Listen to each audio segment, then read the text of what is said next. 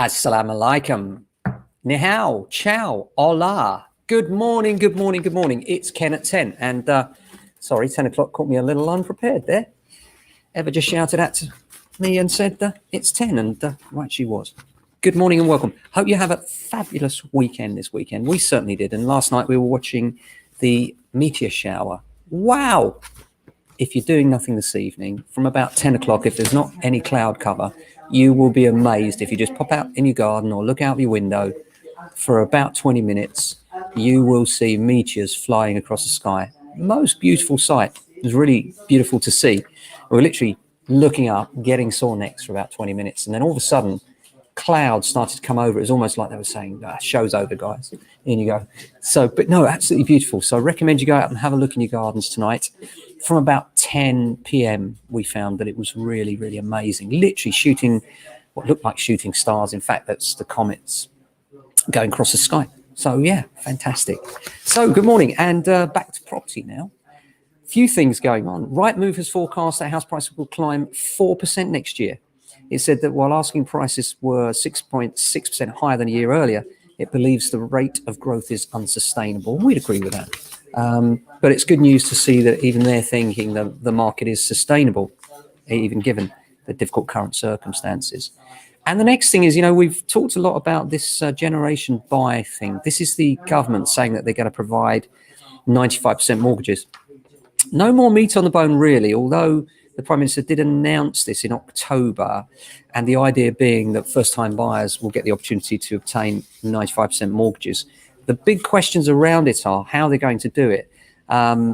Will they underwrite the lenders? Will it be a separate scheme? Will it be for new build only? As many of you will know, I'm completely against that, because all it leads to is profiteering and builders ramping up the prices for the very people that can't afford it. So I hope that they'll bring the scheme in across the board for first-time buyers.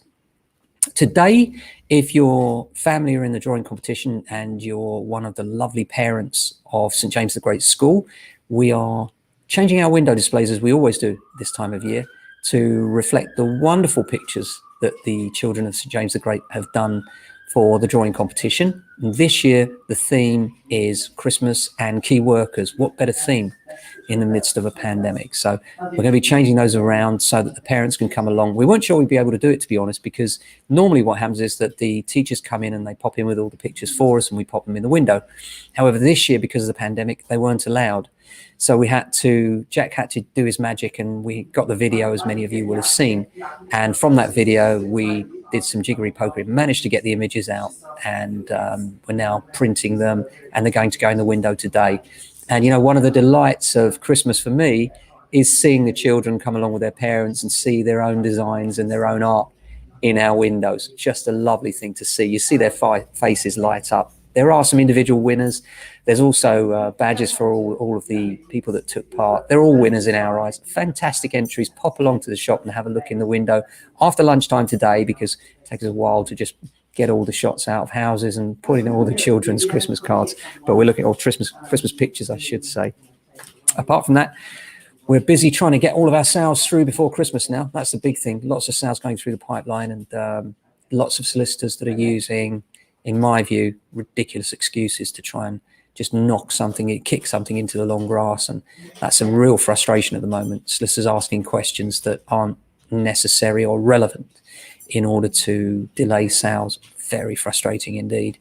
And often do so on the back of saying that they have to be satisfied because they also act for the mortgagee as well as for the buyer. And this is true, but I think it's often a little shield that they hide behind.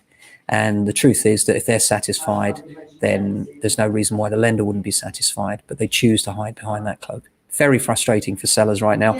Hopefully you'll get through this week. You know, if you're thinking of exchanging, I know many of you are trying to exchange before the Christmas break, which often means the end of this week. So lots of pressure there.